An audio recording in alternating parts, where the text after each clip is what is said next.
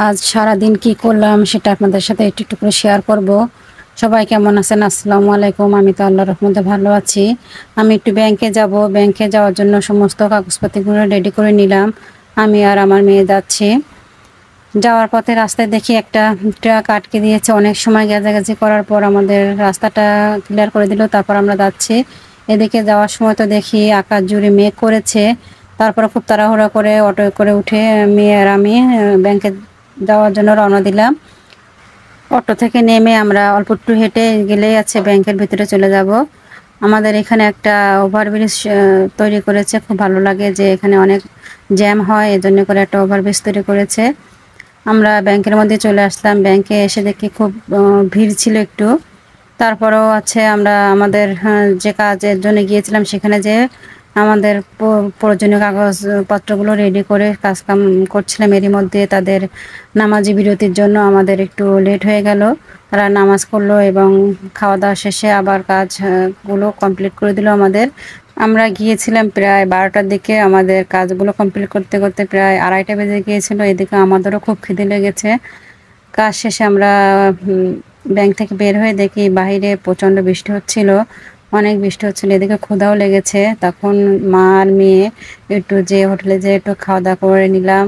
কি খাবো এখন মেয়ে বললাম বিরিয়ানি খায়, তাই দুজন একটু বিরিয়ানি অর্ডার করে খেয়ে নিলাম। খুব মজা ছিল বিরিয়ানিটা। ক্ষুধার পেটে খেয়েছি তো এই জন্য এরকম মনে হলো, আসলে অনেক টেস্টি ছিল। যাই হোক, তারপর মেয়ের জন্য একটু কিছু কেনাকাটা করে এখন মেয়ে বললাম একটু ফুচকা খাবো। তারপর দুজন ফুচকা খেলাম। ফুচকাটা খুব মজা ছিল, খুব টেস্টি। অনেক সুন্দর একটা মশলা দিয়েছিল ফুচকার উপরে, সেজন্য খুব ফুচকাটার টেস্ট হয়েছিল। দুজন তো 2 প্লেট খেয়ে নিলাম। আমরা যখন এদিকে আসি তখন এই দোকান থেকে ফুচকাটা খেয়ে থাকি, খুব মজা হয়। এরপর আমরা বাড়ির দিকে রওনা দিলাম। আসার সময়ও অনেক বৃষ্টি ছিল, ভিজে যাচ্ছিলাম। অটোর ভিতরে থাকা সত্ত্বেও ভিজে যাচ্ছিলাম। যাই হোক, রাস্তা দিয়ে আস্তে আস্তে দেখি একটা লোক কাঁঠাল বিক্রি করছিল।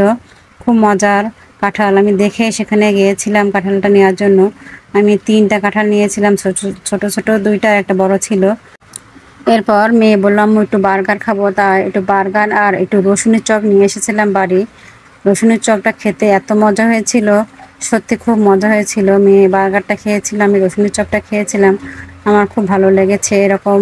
তারপর মনে করলাম যে কাঁঠালটা আনলাম, একটু ভেঙে দেখি পাকা ছিল। ভাঙতে যেয়ে দেখি ছোট ছোট কাঁঠাল দুটো। মনে করেছিলাম আগে ভেঙে সবাইকে একটু একটু দেবো, আমি একটু খাবো। ভাঙার পরে দেখি ছোট ছোট কুয়া হয়েছে ওর ভিতরে, কিন্তু একটু খেতে ভালো না, আমি ফেলে দিয়েছিলাম। যাই হোক, আর বড় কাঁঠালটা এখনো পাকেনি, তার জন্য ভাঙা হয়নি।